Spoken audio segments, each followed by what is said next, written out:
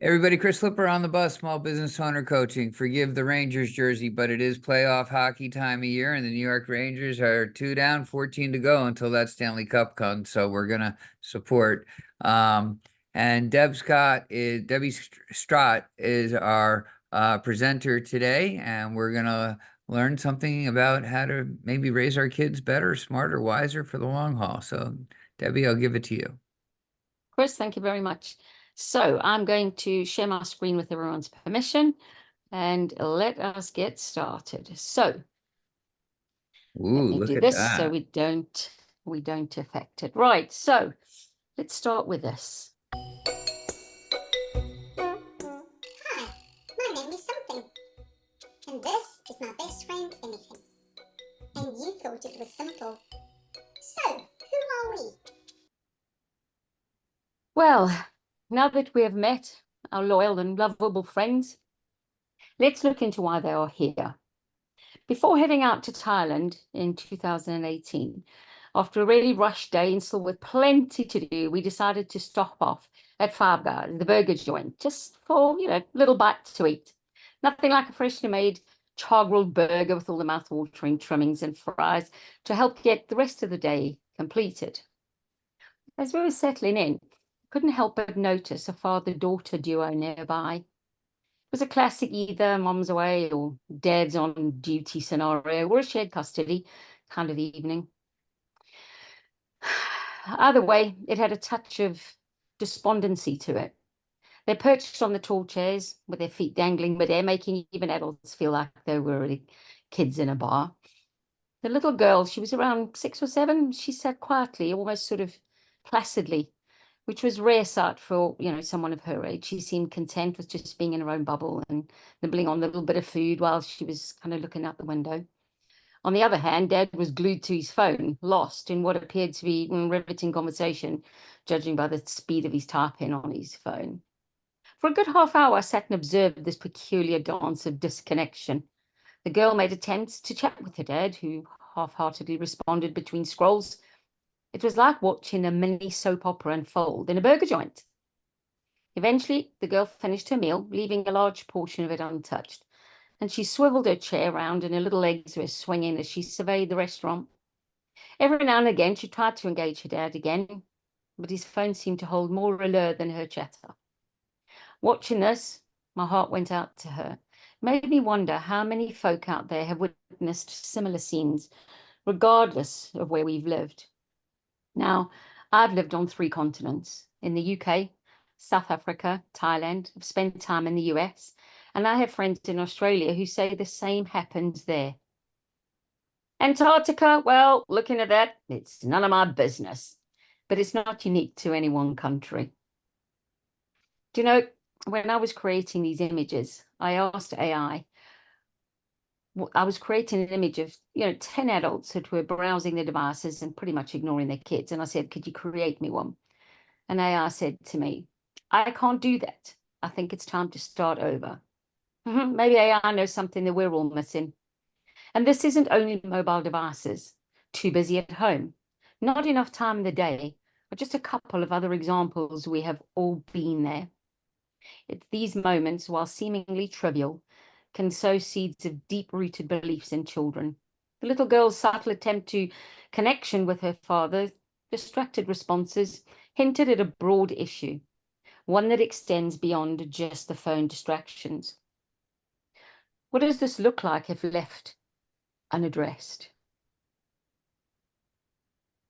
This caused me to reflect on my own childhood, and I recalled instances where innocent actions were mistaken and misconstrued, leading to self-doubt and guilt, like when my dad mistook a gift from another child, a lilo on the beach, as theft, or when winning a trophy turned into an accusation of deceit. These experiences, while seemingly small, shaped my perception of myself. Even in adulthood, we grapple with these lingering beliefs, reinforced by phrases like, don't be selfish, or you only think of yourself. It's a cycle that affects our relationships, starting with how we relate to ourselves. Navigating this in today's fast-paced world is no easy feat for parents or kids. Yet addressing these negative beliefs early on can lighten the burden of past traumas and pave the way for healthier connections while building emotional intelligence.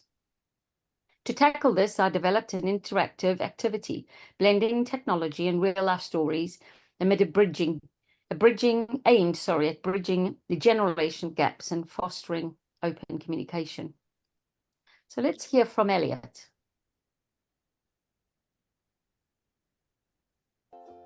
Hi, Elliot. How are you this evening?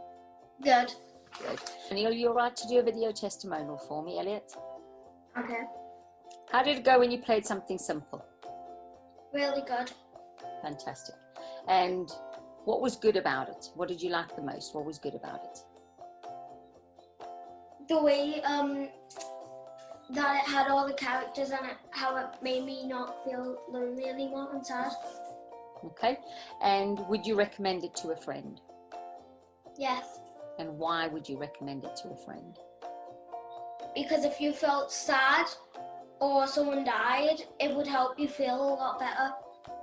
Okay. So why did you play something simple? What was the problem? I felt alone at school a lot. Okay. And what emotion did you feel? Sadness.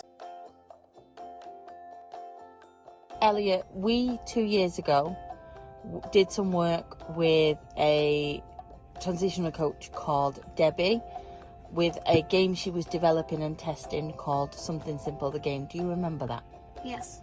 And do you remember what you were doing work with Debbie around? Where you played the game? What was the issue? Can you remember? Stress. And what stress was it? Feeling lonely and just feeling like I felt like I was really alone and I couldn't really talk to anyone at the time.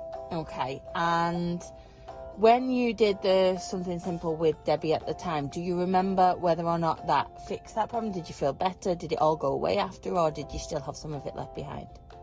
It all disappeared and I felt really good. Okay, and obviously now it's 2 years later.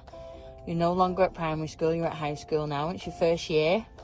4 weeks in now. 4 weeks in, you are. Time's gone fast, hasn't it? And I'd like you just give us a little update. Do you have any issues with those issues that you had before? Do you still have any challenges with feeling lonely and any of those things that you did that work with Debbie around? No, not anymore. Okay, and remember at the time we talked about what you would say about Something Simple if you were to advise somebody else about it, what you might say to somebody else. Based on your experience of 2 years later and how much it's helped, what would you say to somebody who's thinking about doing Something Simple now? Try and do it, and if you enjoy it, keep on doing it until you feel a lot better. And I did it a couple years ago, and well, it just really helped me accomplish not feeling alone anymore. Elliot was 8 years old when we started, and his feedback on the activity speaks volumes. He went from feeling sad and alone to feeling equipped to handle the challenges like school and peer pressure. Who knew a burger joint could spark such deep thoughts and reflections? Life's been a roller coaster lately, and I've had front row seats to the chaos. I went from abandoned in Thailand to landing in the UK like a pro, just 3 days before lockdown, mind you. Cue the drama, no roof over my head, no family to lean on, and let's not forget the grand finale, a fire that decided to redecorate without my consent. Oh, and Facebook. They decided my 20-year-old account needed a digital retirement party. But who knew resilience is the new black? So there we have it, my whirlwind of misadventures and the stubborn determination that's kept me going, that I want to allow our children to continue with. Any burning questions, or should we cue the applause for my survival skills? Thank you very much. Definitely applause. That was great. Thank you. Where'd you go? There I am. Oh, there you are. I thought it was Sorry. another trick you had. Yeah, that was terrific. Very Thank well. you very much. Any questions? Anybody want anything? Go ahead, Heather. Yes, Heather. Question. So how long do you typically work with the children? Or how long do they do the program? It's not a program. What it is going to be a tool that parents buy independently. What I'm looking to do is this isn't to fix trauma. I've got something else that works with trauma. This is designed to reduce the probability of trauma so that our parents don't need to wait till they've got a trauma and send a child to a counselor or something. They're in the dark. They're going to strangers. The chances they don't want to talk about it to their parents or anything. Definitely not a stranger in a room where they've got no control. So it's a narrative that is designed that parents can play. It's a tool and an activity that we've branded as a game because children love games. So you can play with them, play the game with them as often as you like. And it's designed to getting rid of negative emotions in the moment. Because if that's gone, behind a negative emotion will sit a limiting belief. So you could be sad because the kid fell out with its friend at school. What the child doesn't know is an unconscious response is behind that will feel something like, I'm not worthy, I'm not good enough, I'm not loved, all of these different things. And as those pack up, we land up as adults that have lack confidence and we just go, why? We didn't have that bad a childhood. Yeah, we scrapped with our parents and, bratty kids. We all been there. But why have I got no confidence? And that's why. So that's what it's designed to do. So, Debbie, talk to us about the money aspect of this. How does that work? How much is this stuff, and what are they tangibly getting? At the moment, we are still looking. I did have someone to create it, and they fell by the wayside. So I'm back to finding someone to create it. But once it's been launched, we're looking at a price point of $3.99 as a one-off payment, and you can play with your kids, as many kids as you want to, and it's yours to use forever and a day. Oh, so you're not in ready mode? You're not ready to go? No. Oh, No. what about the kid that was in the back seat? He seemed to be enjoying it. Yeah, he did, and so did his sister. We had some great results of work when we were test bedding it. Before I wanted to make sure. I mean, I knew it would work, but I did want to have some case studies. So I did the case study with Elliot. We started off in 20, and I did a 2 year later because there are questions. Well, how long is it going to last? Once the emotions are gone, are they going to come back? And that's why we did it that way. So people know. Right now, I'm looking to find people, and anyone that is interested wants to know more. I have been for the last 2 months trying to find an animator again, because I did have it, and we were looking at going into funding, and the company just disappeared. Literally, just can't get hold of them. I have an animator for So you. everything, I'm looking for a 3D animator, Chris. Fantastic. Because the characters are drawn. What seems to be a big challenge is that when I give them the characters and say, can you 3D animate that? That's when it all falls apart.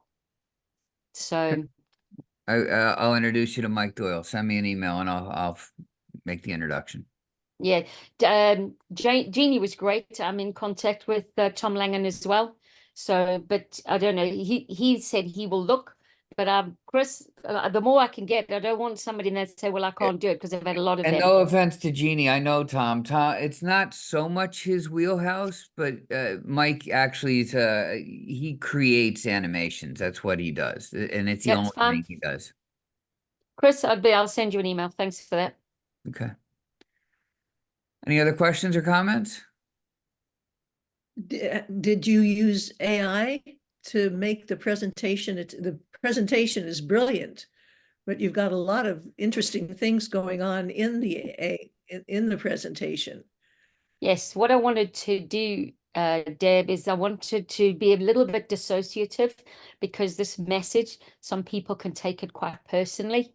So I didn't want to, and it needs to be quite diverse. So I allowed AI to create the diversity. I don't have that many pictures, and after the fire, I don't have any pictures of me or my family. So yes, I did have to rely on AI. Oh my. It's So Debbie, terrific.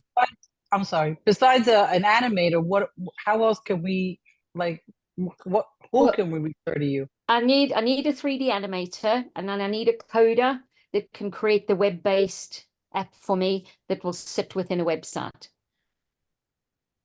feels a bit going Well- backwards because we did have someone, yeah. So you're just looking to set this up now. You're not looking to go forward. So like, we're I not just want someone who can recommending redraw customers it, and then I can move forward. We did have someone, like I said, and they fell out. Yeah, but you're not looking for customers right now or for clients. What I'm You're looking, for. Jeannie, what I'm also looking for are people that are interested to know more, that want to be on the loop of when it does launch and when it goes out. So we are creating a database for the crowdfunding campaign. So we have a thing called whatsinthebox.com, as in